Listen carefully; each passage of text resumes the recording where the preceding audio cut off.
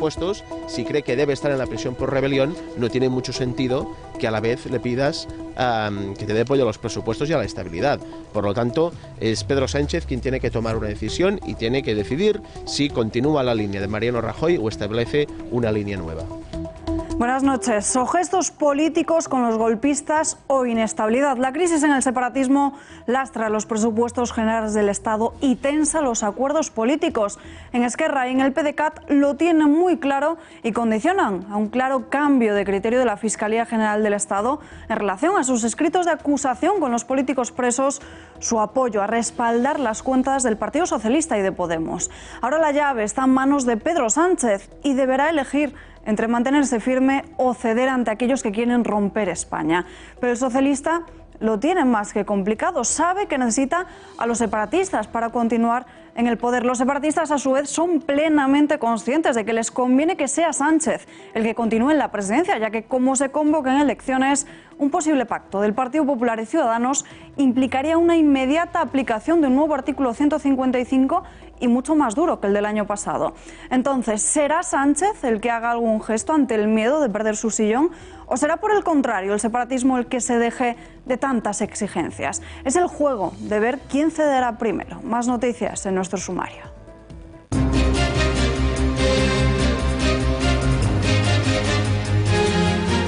Jubilados y pensionistas ven favorable y beneficioso el pacto para los presupuestos entre Podemos y Partido Socialista, pero no suficiente. Centenares de ellos han vuelto a salir a las calles en demanda de una pensión mínima de 1.080 euros y también el salario mínimo de 1.200 y no de 900, como se han planteado ambas formaciones.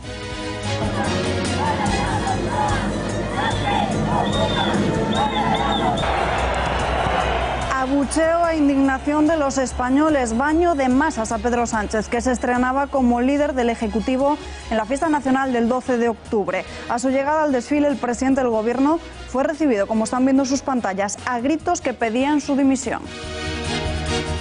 Insisto, la crítica política es bienvenida, es aceptable.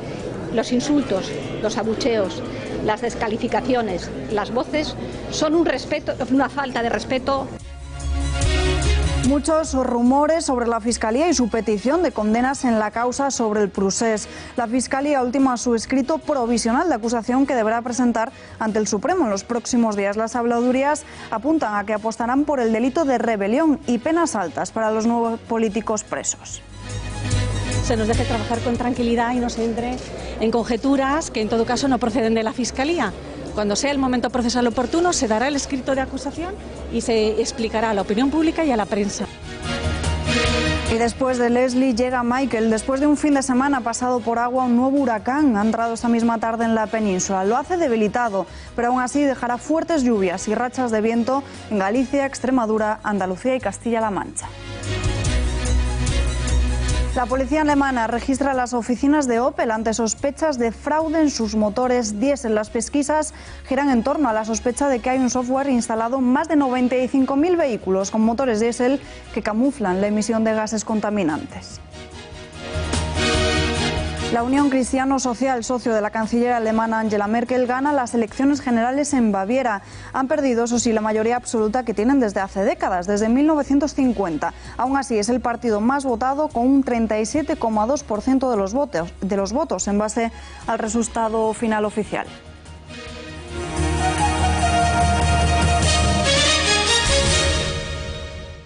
Después de un Consejo de Ministros extraordinario, el Gobierno aprueba el borrador presupuestario para poder enviarlo a Bruselas. El Ejecutivo ya ha remitido este plan de cuentas en el que se incluye buena parte de las medidas acordadas con la formación de Pablo Iglesias, así como las cifras macroeconómicas y la previsión de ingresos y gastos derivados de las medidas fiscales previstas. Para el Ejecutivo son las cuentas del consenso, nacidas de un acuerdo que los ciudadanos reclamaban.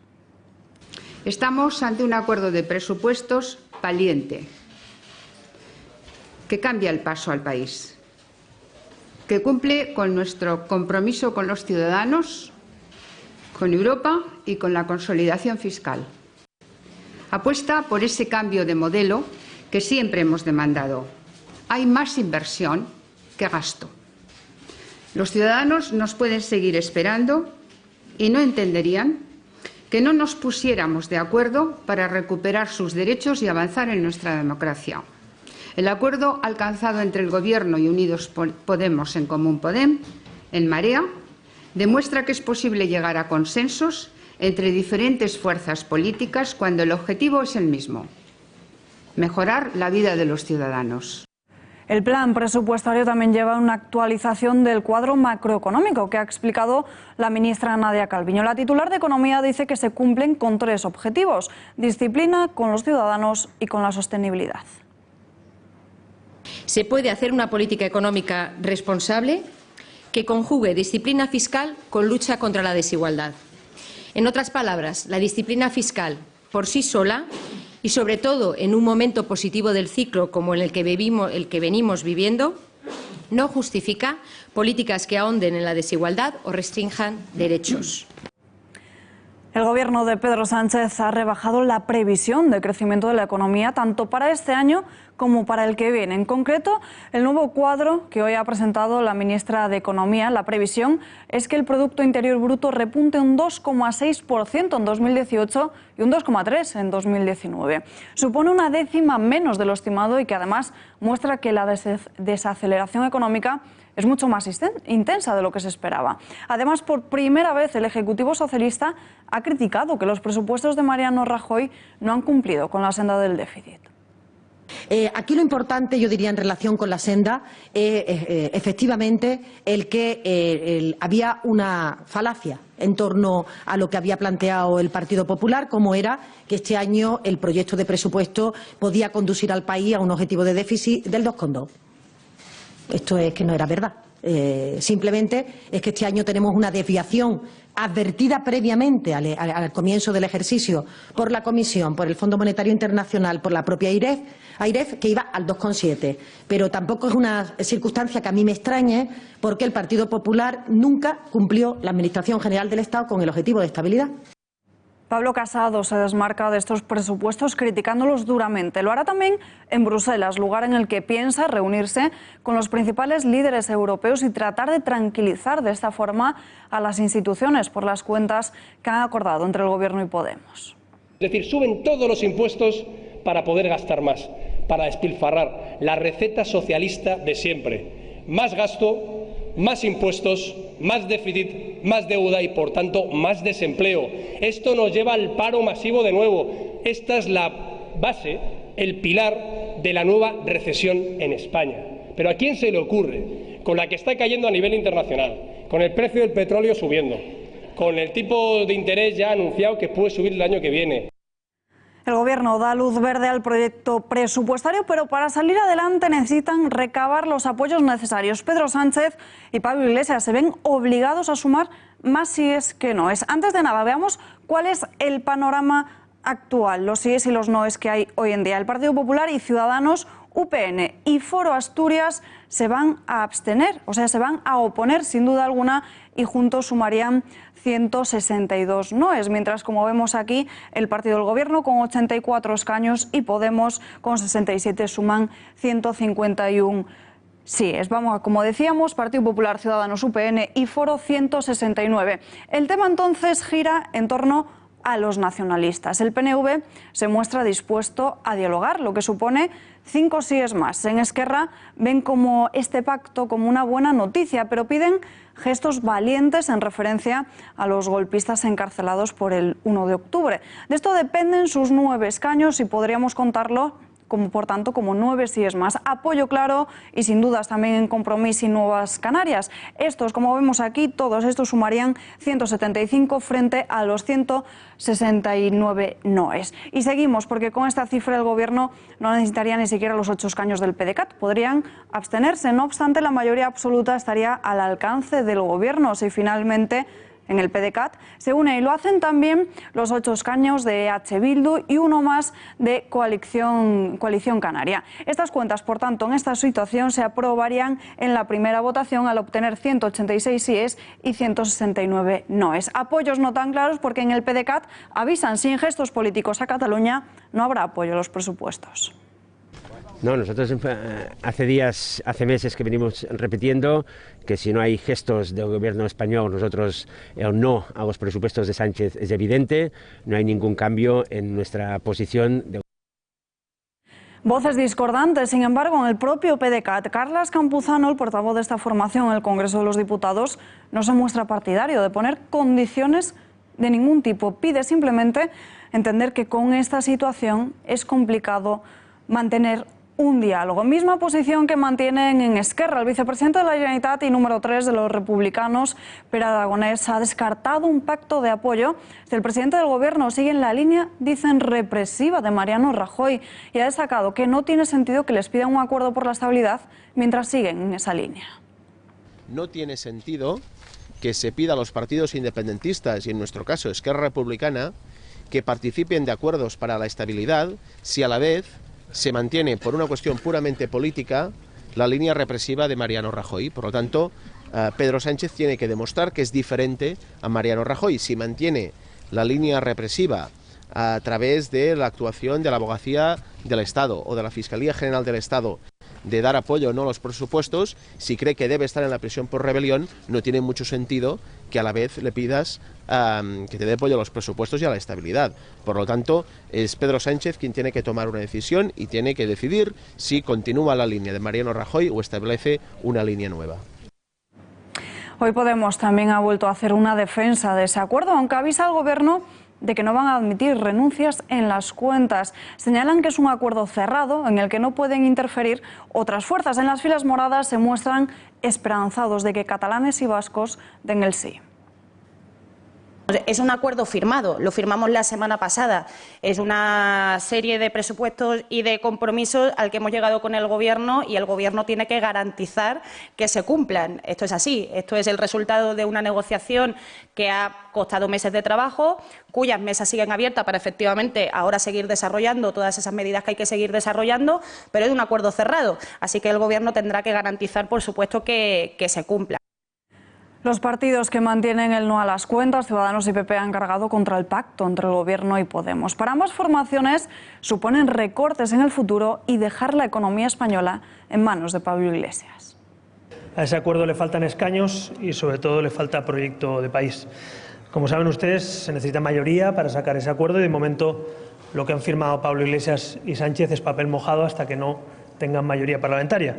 Y eso quiere decir que estos presupuestos están en manos del señor que nos llama bestias taradas, del señor Torra, y está en manos de lo que diga Rufián, y está en manos, en definitiva, de los separatistas y de los nacionalistas. El documento enviado a Europa es una prueba del poco tiempo que el señor Sánchez le está dedicando a la cartera de Hacienda, más dedicada a cumplir las expectativas de Pablo Iglesias. Por tanto, bajo nuestro punto de vista, los presupuestos, el documento que presenta el Gobierno sobre el presupuesto general del Estado, no parecen unos presupuestos supervisados por un doctor en economía. Por su parte, la alcaldesa de Barcelona, Ada Colau, ha hecho un llamamiento a todas las fuerzas separatistas para que apoyen los presupuestos. Para Colau, este respaldo supone garantizar y fortalecer los servicios públicos catalanes y también la Generalitat. Que hi ha una negociació de pressupostos en curs tant a l'Estat com a la Generalitat com a Barcelona. Jo vull demanar a les forces catalanes que es faci un gran esforç per prioritzar, aconseguir que els serveis públics a Catalunya i la institució, la pròpia Generalitat, sigui enfortida en pressupostos pensant en fer el màxim possible per als ciutadans i ciutadanes de Catalunya. Y en el PSC se muestran asombrados de las exigencias al Gobierno. Miquel Iceta se pregunta qué gestos han hecho ellos en los últimos tiempos para ir con requisitos al Ejecutivo de Sánchez. Mire, yo la verdad es que lo que me gustaría saber es qué gesto han hecho los independentistas en los últimos tiempos, porque está muy bien lo de pedir a la otra parte, pero yo creo que para pedir uno se ha de cargar de razones, y todavía la verdad es que no hemos visto por parte del independentismo ningún gesto que nos permita estar más tranquilos. Todavía no descartan absolutamente volver a los errores del año pasado, y por lo tanto yo creo que antes que pedir gestos, porque el gesto en unos presupuestos son los propios presupuestos. José Luis Rodríguez Zapatero y el líder de H. Bildu, Arnaldo Otegi, se reunieron el pasado 8 de septiembre por petición de este último, según ha informado el diario El Correo. La reunión se produjo en un lugar muy especial, el caserón de Chillarre del Goibar, donde se firmó la tregua con ETA en el 2006 durante la presidencia de Zapatero, y sucedió además unos días antes de que el expresidente acudiera a Venezuela como mediador en la crisis. La disculpa oficial, conocerse en persona, pero la realidad podría ser otra muy diferente. Según apuntaron varios medios, habría sido el propio Pedro Sánchez el que envió a Zapatero a encontrarse con Otegi para pedirle que apoyase los presupuestos.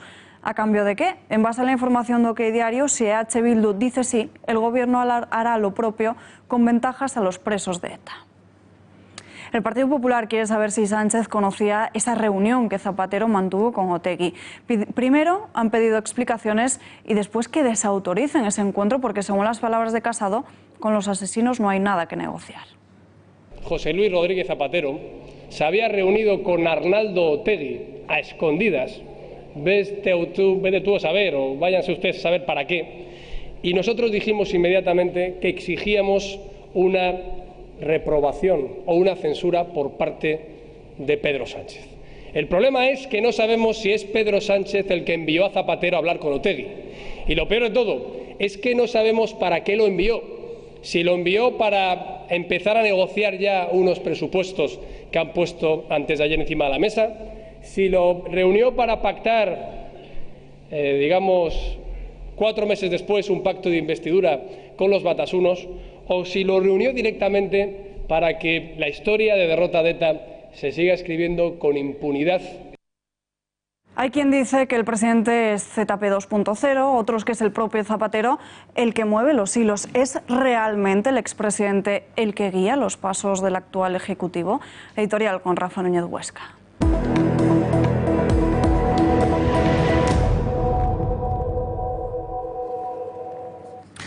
Zapatero fue un presidente nefasto para España, quizá el peor de todos. No es ningún secreto. Además de la catástrofe económica, su gestión resultó trágica para el país porque acabó con el relato de la transición. Eso es lo más grave. Porque reabrió viejas heridas, porque acabó con la política antiterrorista que había liquidado a ETA, porque promovió un estatut que ha derivado en la actual rebelión separatista y porque, en definitiva, acabó con todos los consensos que izquierda y derecha habían tejido durante casi 3 décadas. Pues bien, ese señor, José Luis Rodríguez Zapatero, parece estar actuando de enviado, de embajador y casi hasta de portavoz del actual gobierno. Según parece, han sido sus gestiones en Venezuela las que han movido al gobierno de Pedro Sánchez a liquidar la postura de dureza que venía manteniendo el Ejecutivo anterior, el Ejecutivo de Rajoy. Ahora España planteará a la Unión Europea cambiar sanciones por diálogo con Venezuela, con la Venezuela de Maduro. Recuerden que Zapatero lleva varios meses viajando a Venezuela casi semanalmente. Habrán tenido como resultado de esas gestiones lo que está promoviendo ahora Pedro Sánchez.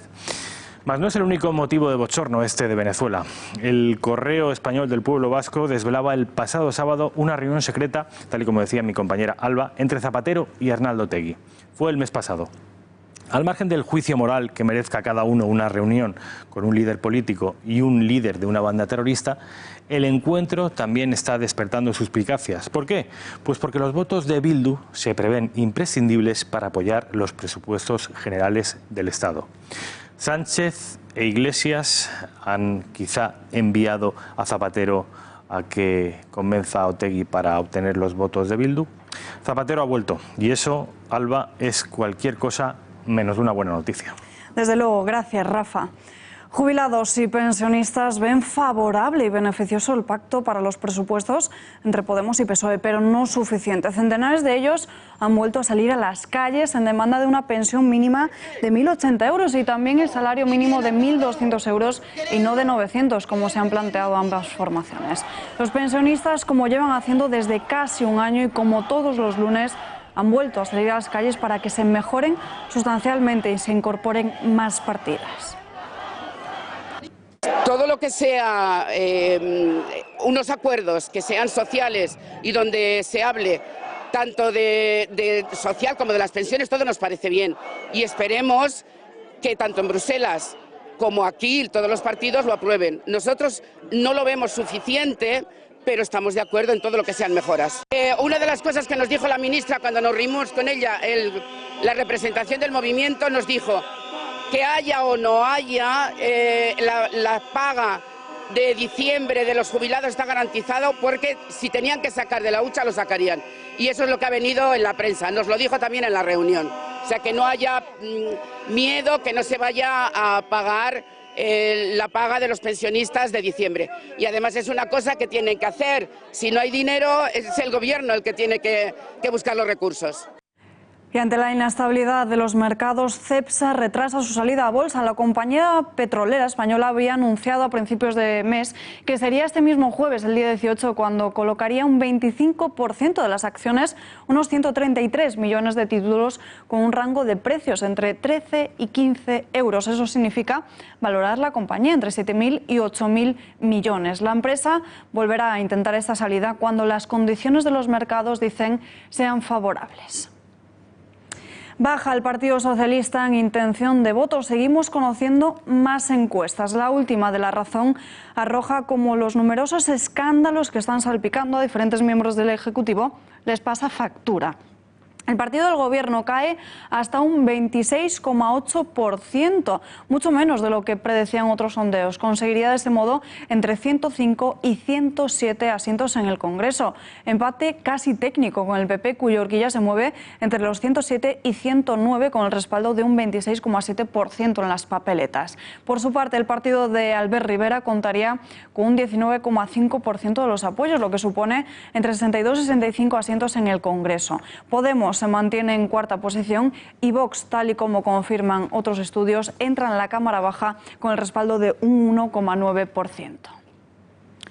Pablo Iglesias traslada al Congreso su ofensiva contra la monarquía. Podemos ha registrado ahora una proposición no de ley por la que el Centro de Investigaciones Sociológicas recupere en sus encuestas preguntas específicas sobre la monarquía de nuestro país, algo que deberán votar todos los grupos políticos en la Cámara Baja. El último CIS que arrojaba un poco de luz sobre este asunto fue en el pasado año 2015. Ha sido la imagen de la que más se ha hablado durante este fin de semana, la metedura de pata de Pedro Sánchez. Confusión, error de protocolo o ansias de poder. El presidente del Gobierno y su mujer se convirtieron en la mayor anécdota de la recepción de los Reyes con motivo del Día de la Fiesta Nacional de este 12 de octubre.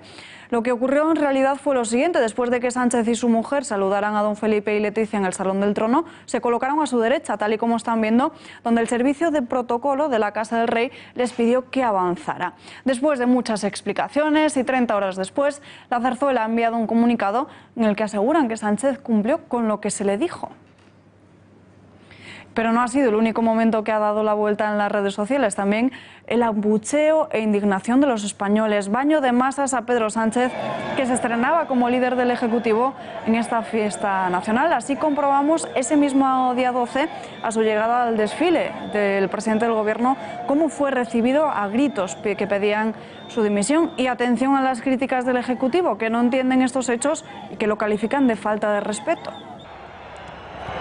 Insisto, la crítica política es bienvenida, es aceptable.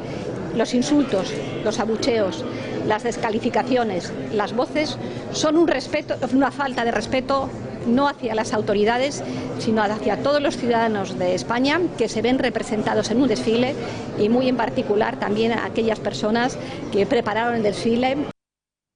Sí, en relación a los abucheos los consideramos libertad de expresión. Es decir, que bueno, las personas tienen capacidad de expresarse de la manera en que elijan, si bien los insultos creo que deberían, digo porque también el Gobierno tiene que ejercer una labor pedagógica, y en ese ejercicio de labor pedagógica creemos que los insultos deberían estar fuera de toda crítica política o de toda esa expresión. Más escándalos del Gobierno. Para Dolores Delgado, el caso de las grabaciones Villarejo está más que cerrado. Sin embargo, sigue siendo motivo de muchas críticas. Señala la ministra que está recibiendo un gran apoyo. Afectada lo más mínimo en absoluto. Antes, al contrario, me siento con un importante apoyo de una parte político, por otro lado, social, y algo que es muy importante. Nosotros contamos, el Gobierno socialista, con un grupo que es verdad, no es amplio. Tiempo de análisis, conexión con la redacción de lainformación.com. Allí se encuentra Fernando Valls para hablar de todos los movimientos de Pedro Sánchez y también de su gobierno. Le saludamos ya. Fernando, muy buenas noches. ¿Qué tal? Buenas noches. ¿Sabía o no sabía Pedro Sánchez el protocolo? La Casa Real ha emitido un comunicado diciendo que tanto el presidente como su esposa hicieron lo que se les había pedido.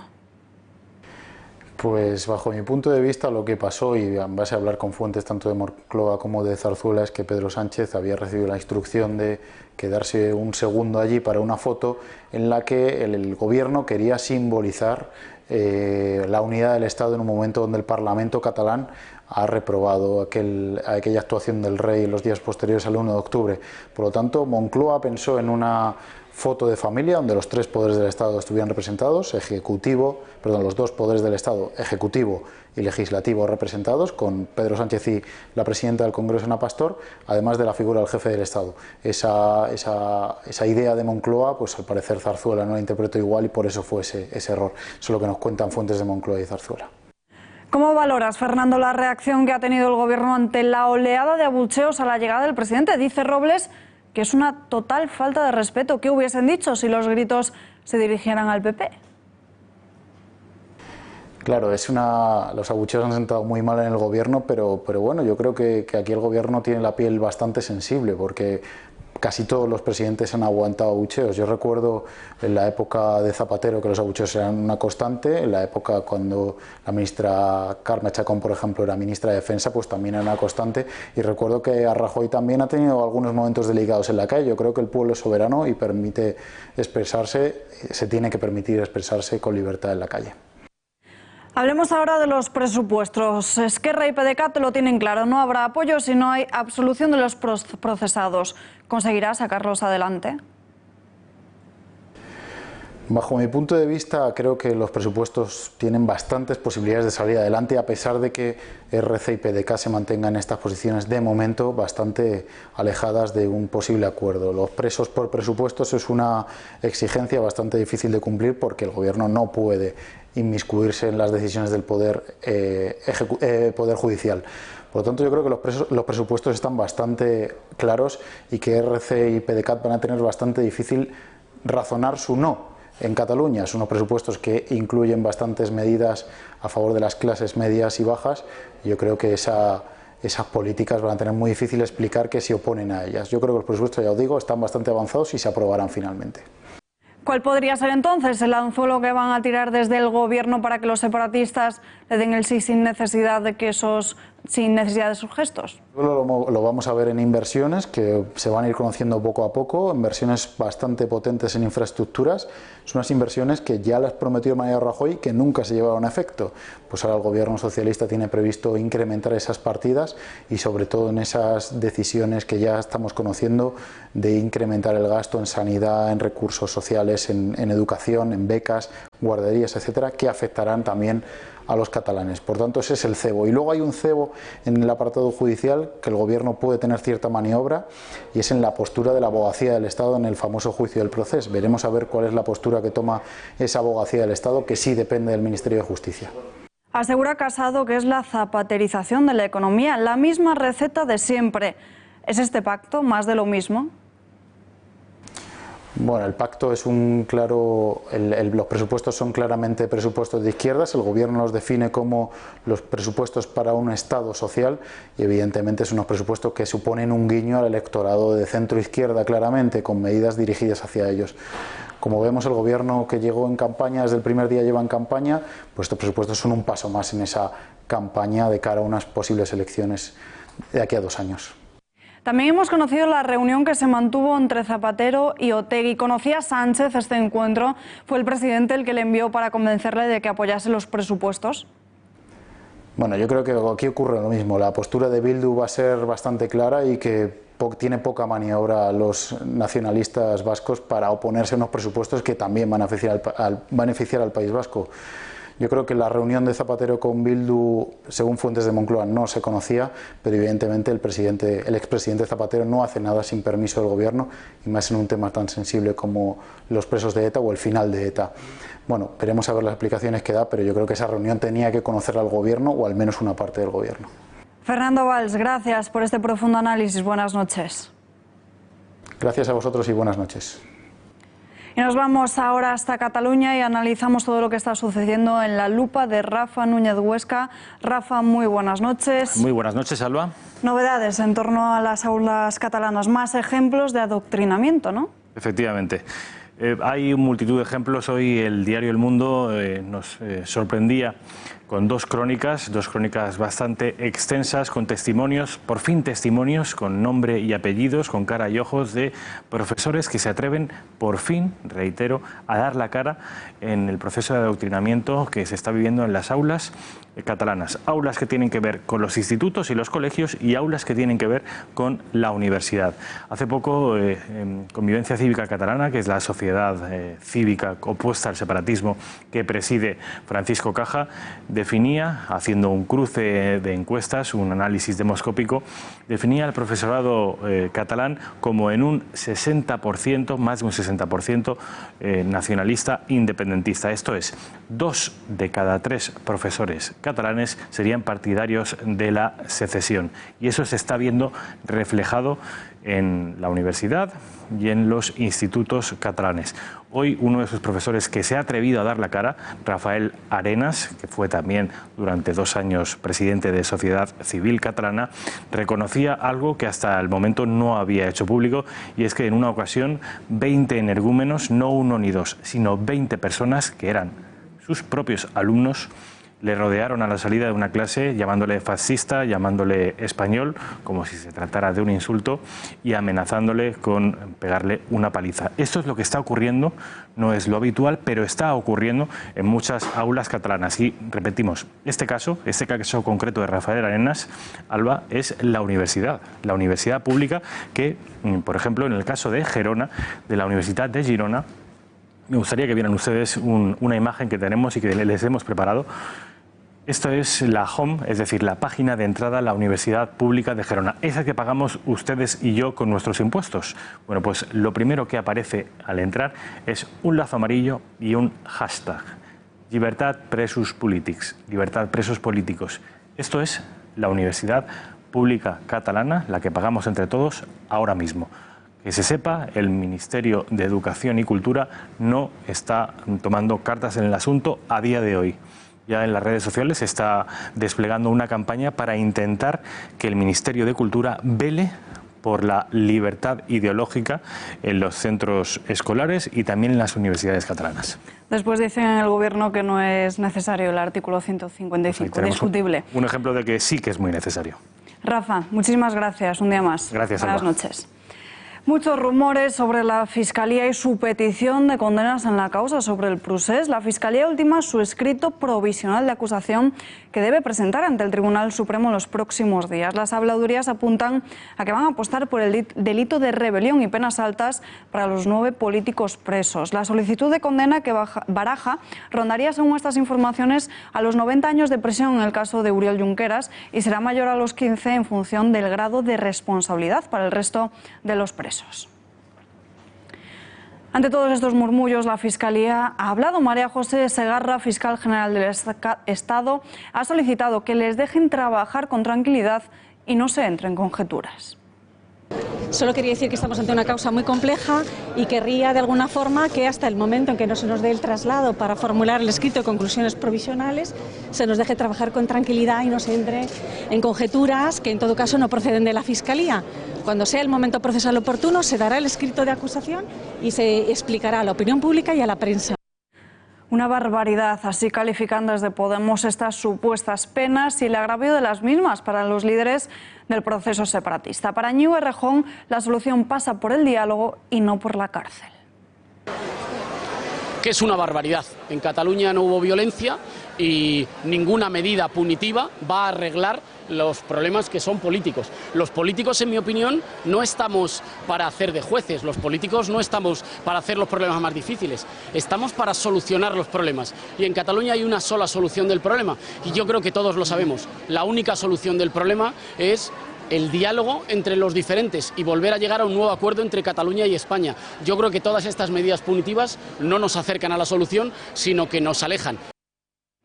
Sobre este mismo asunto también ha tenido unas palabras Dolores Delgado. La ministra de Justicia ha insistido en que la Fiscalía tiene plena autonomía y que el Gobierno no dará instrucción de ningún tipo sobre la actuación en la causa. Añade además que ya no ve nada necesario un 155 en la región. Queremos que nuestra relación con y miro a la Fiscal General del Estado, con la Fiscalía General del Estado sea transparente. Una llamada de teléfono, bueno, pues para felicitar el año o para decir cómo estás, bien, pero cuando se trata de cuestiones que afectan a los intereses de la ciudadanía y la ciudadanía es, al final, quien tiene que saber cómo son estas relaciones. Yo creo que el 155 es una medida constitucional, evidentemente, pero excepcional, para situaciones excepcionales.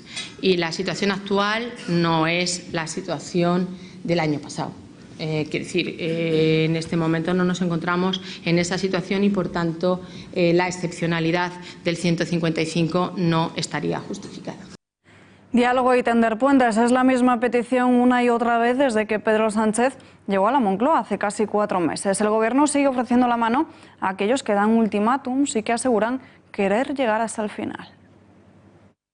Avui també commemorem els ideals d'una persona que va donar la vida per Catalunya, d'un president de la Generalitat que, com ha dit molt bé el vicepresident, va lluitar sempre per uns ideals de justícia, de fraternitat i d'igualtat, els valors republicans que avui una generació també s'alça amb les mateixes paraules per reclamar el que és just, per reclamar que la causa justa de la llibertat de Catalunya és una causa per la qual val la pena lluitar fins a les últimes conseqüències. Y no solo esto, el presidente de la Generalitat aumenta además sus exigencias al Ejecutivo. Quim Torra demanda ahora también en otros asuntos, como en memoria histórica. Escuchen lo que solicita el separatista. La Generalitat entregarà a la família de Lluís Companys el judici, el certificat de l'anul·lació de la sentència que tant havia reclamat. I no és suficient treure el dictador de la tomba del Valle de los Caídos. És absolutament necessari eliminar tots els reductes franquistes que encara en queden a l'Estat. Los CDR aprietan al Govern y también el matrimonio de conveniencia entre Esquerra y Junts per Cat. Los mal llamados comités de defensa de la República van a protestar en frente a las sedes de estos dos partidos al no contemplar avances en su plan de independencia. Los cachorros de Torra pretenden mostrar su descontento con lo que consideran la deriva autonómica del Ejecutivo. Quieren que se cumpla lo que ellos llaman el mandato de los ciudadanos en las urnas, en clara alusión al referéndum ilegal del 1 de octubre. República o dimisión, entre estas dos deberá escoger Quim Torra.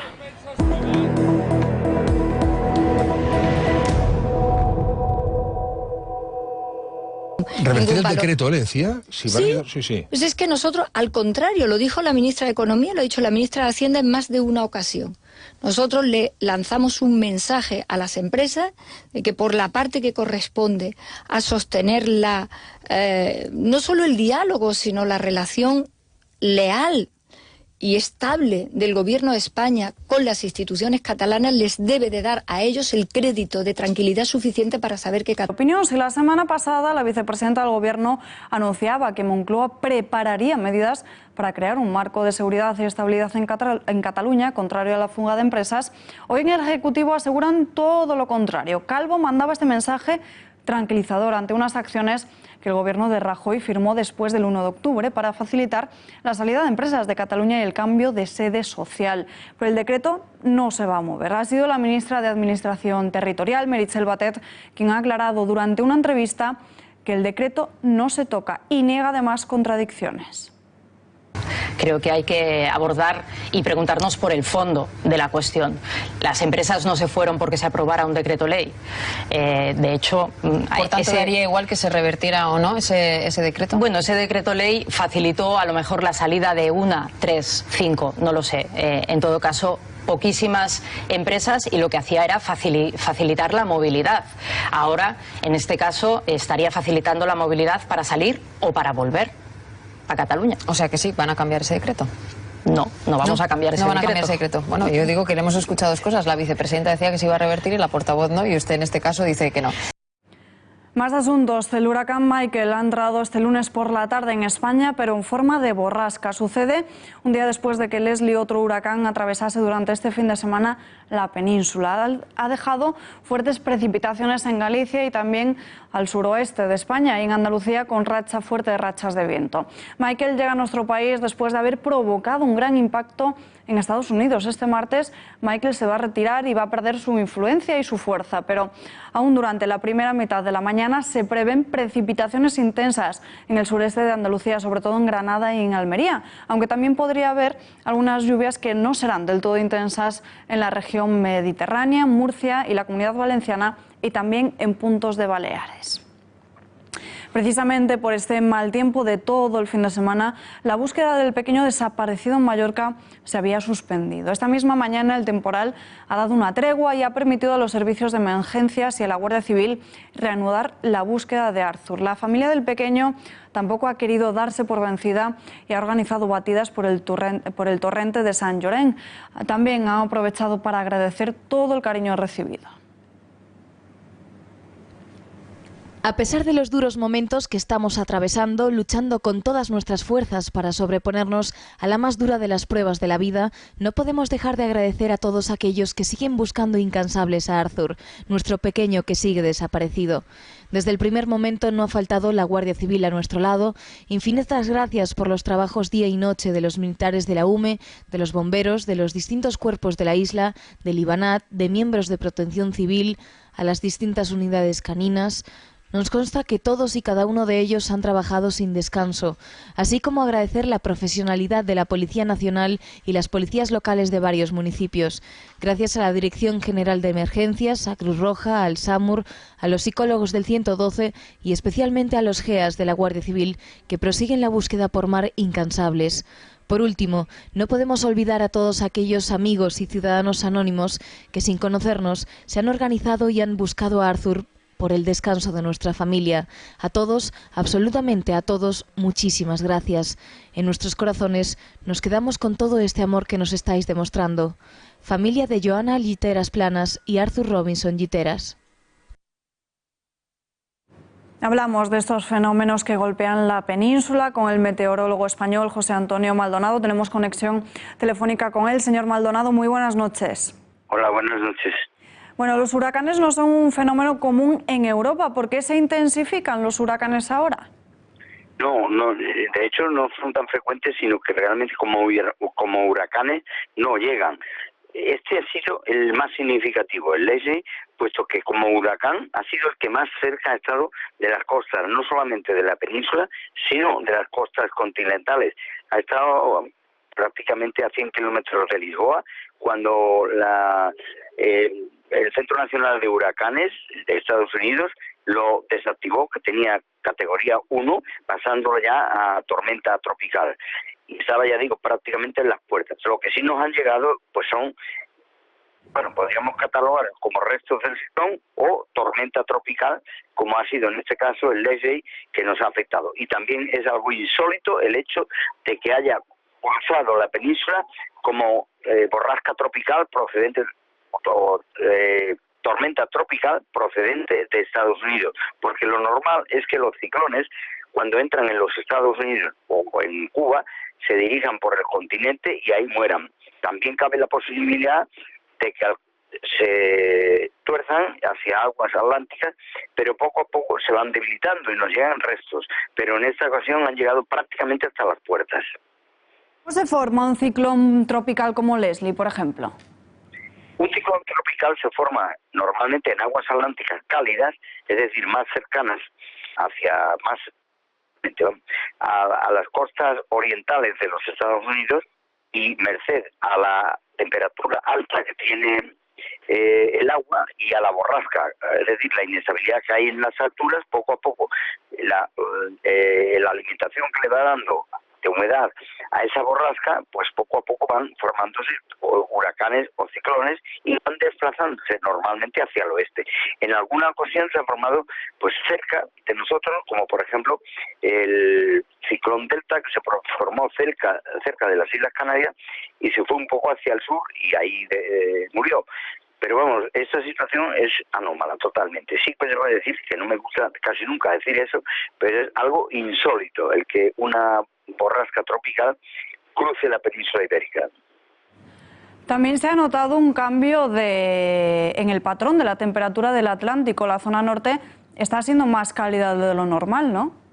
Sí, esa es precisamente la circunstancia por la que en esta ocasión, pues esa depresión que tendría que haberse debilitado y ya prácticamente parece haberse deshecho, pues ya llega hasta nosotros, como el otro ciclón que ha afectado al noroeste de la península, el Mitchell. Y bueno, era un ciclón que estaba en el Atlántico, pero que normalmente no llega. Sí ha habido precedentes, ese sí ha tenido precedentes. En el año 1985, el ciclón Hortensia, ya en restos del ciclón. Hoy, entonces no le llamaban restos del ciclón. Hoy podría ser, pues, tormenta tropical o borrasca tropical que llegara hasta Galicia y que produjo muchos daños. Pero que en forma de ciclón estuviera a las puertas de la península es la primera vez, al menos en lo que consta en AEMET, que eso haya sucedido. ¿Influye entonces el comportamiento del ser humano, el cambio climático? Podría ser que las aguas del Atlántico están más cálidas de lo habitual y eso lógicamente le ha dado la energía suficiente a ese ciclón para que avanzara por una zona que es la que habitualmente no es habitual, ya digo, y no es lo normal. Y podría ser que, de hecho, pues es el llamado cambio climático, que no es otra cosa, porque el clima siempre está con esto, que la tendencia a que las temperaturas sean más altas de lo que anteriormente había, de una tendencia a subir la temperatura en definitiva. Eso es lo que es realmente el cambio climático, porque el clima ha estado cambiando a lo largo de la humanidad desde siempre, ¿no? Entonces, ¿cuál es la previsión para los próximos días con el paso de este huracán Michael? Bueno, ahora parece que es una situación, digamos, de cierta inestabilidad en la península, pero vamos, no parece, ahora mismo no se ve una circunstancia que vaya a ser especialmente preocupante. Puede haber chubascos en determinados puntos, puede haberlos mañana sobre todo en la mitad occidental, la mitad oriental parece que tiene una situación de estabilidad y luego va a estar pues un tiempo aparentemente pues típico de esta época, cambiante, con lluvias, con chubascos en unas ocasiones, con días de sol y nubes, pero sin precipitaciones. No se ve ahora mismo una situación preocupante. ¿Qué invierno nos espera? ¿Será mucho más frío, más cálido, con más precipitaciones que en anteriores ocasiones? Bueno, hablar del invierno a estas alturas es prácticamente imposible, ¿no? Ya digo que ahora mismo lo que parece que el otoño pues va a caracterizarse, por lo menos en esta primera mitad, de situaciones cambiantes típicas de esta época del año, en definitiva. Pero hablar del invierno pues es un tanto aventurado, no lo podemos todavía saber. ¿Podemos predecir más huracanes, más ciclones tropicales de este estilo como Leslie en España? Lógicamente, lo que es normal es que a estas alturas estemos ya en la postrimería de que esas sincronizaciones se presenten. De hecho, no es probable a corto y medio plazo que una situación como la que hemos tenido vuelva a repetirse y que nos afecte a nosotros. Puede todavía haber ciclones en el Atlántico o en la parte más occidental de nosotros que afectarán a la costa oriental americana, pero llegar hasta nosotros parece improbable, porque ya a primeros de noviembre las aguas ya van poco a poco enfriándose y ya los ciclones pues tienden a desaparecer. Bueno, a desaparecer no, a no formarse, evidentemente. Y en los próximos años, señor Maldonado, me refería no solo este mismo año, sino de aquí a un periodo de 10 años, si veremos más ciclones tropicales, una tendencia al alza de la existencia de huracanes. Bueno, a tenor de que esto ha ocurrido y asimismo, dada que las aguas del Atlántico parece que se van calentando en las postrimerías del verano con respecto a años anteriores, pues cabe esa posibilidad, pero evidentemente no hay quien prediga en estos momentos que eso va a suceder y que nos va a afectar a nosotros. De hecho, también han ocurrido aquí fenómenos que ahora mismo no lo recuerda casi nadie, pero que en su momento fueron insólitos. Ha habido inundaciones en muchísimos sitios. El Guadalquivir se ha desbordado, el Ebro se ha desbordado en muchas ocasiones. Recordemos la tragedia del camping de Viesca aquel verano, las inundaciones de Badajoz, que causaron muchos más muertos. Gracias a Dios, en esta ocasión en España no ha habido ninguno, pero una confluencia de 2 arroyos en la capital de Badajoz, en un barrio de Badajoz, no a toda la capital, pero se produjo una inundación que hubo bastantes muertos. En esa ocasión no ha habido muertos en España, en Francia sí. El paso de este ciclón, ya digo, en forma ya de tormenta tropical, pues ha producido 13 muertos. Que este hecho se repita, bueno, no es predecible, pero evidentemente es sospechoso de que pudiera darse la circunstancia, dado que las aguas del Atlántico se han calentado más de la cuenta en esta ocasión, más de lo que teníamos anteriormente constatado, y si eso sigue así, pues algún ciclón que venga procedente de las costas americanas podría tener la alimentación suficiente para llegar hasta nosotros, pero no es predecible, es simplemente una probabilidad. Señor Maldonado, muchísimas gracias por estar con nosotros en directo. Buenas noches. Muchas gracias a vosotros.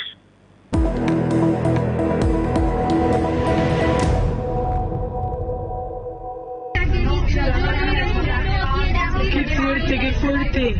¡Hijo de puta!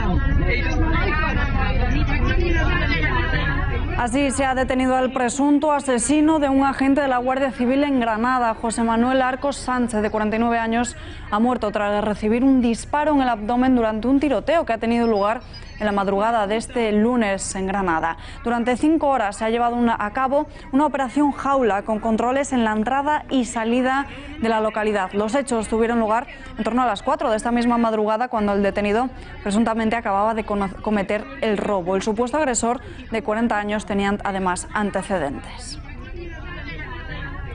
Redacción de Informativos, Miriam Olivas. ¿Cómo sucedió todo? Muy buenas noches. Cuéntanos todos los detalles.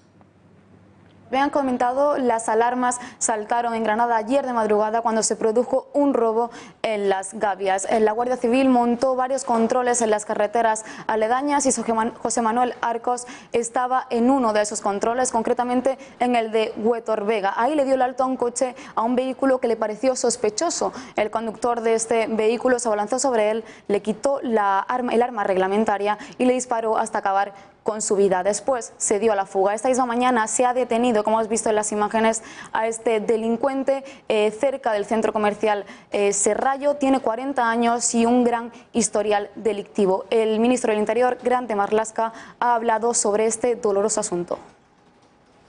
Y dejarme que hoy exprese otra vez mi recuerdo en relación al guardia civil que ha perdido la vida, que ha sido asesinado, José Manuel Arcos Sánchez, en el ejercicio de su trabajo.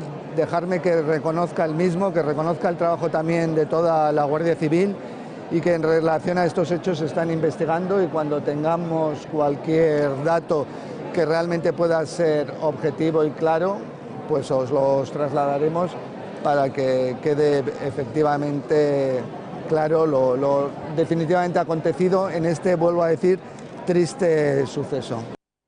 José Manuel tenía 47 años y estaba destinado en la Zubia desde 2009. 9 años que han sido suficientes para que sus compañeros de profesión le cogieran un gran cariño. Lo definían como un hombre deportista, amante del running y del fútbol también, y que deja a una familia, a una mujer y 2 hijos por los que sentía devoción. Una gran pérdida para el cuerpo de la Guardia Civil y también para Granada, que hoy está de luto.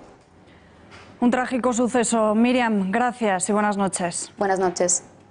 Y en página internacional seguimos muy de cerca todo lo que ha sucedido en la estación central de Colonia. Hace apenas una hora se ha detenido el autor de un secuestro en un establecimiento. Todo sucedía pocos minutos después de las 3 de la tarde, cuando se daba la voz de alarma sobre una posible toma de rehenes, lo que ha obligado a una evacuación y desalojo por motivos de seguridad. Y nosotros nos despedimos ya, pero volvemos mañana a las 8:30, como siempre, con más información. Mientras tanto, tiempos modernos, el gato al agua. Hasta mañana.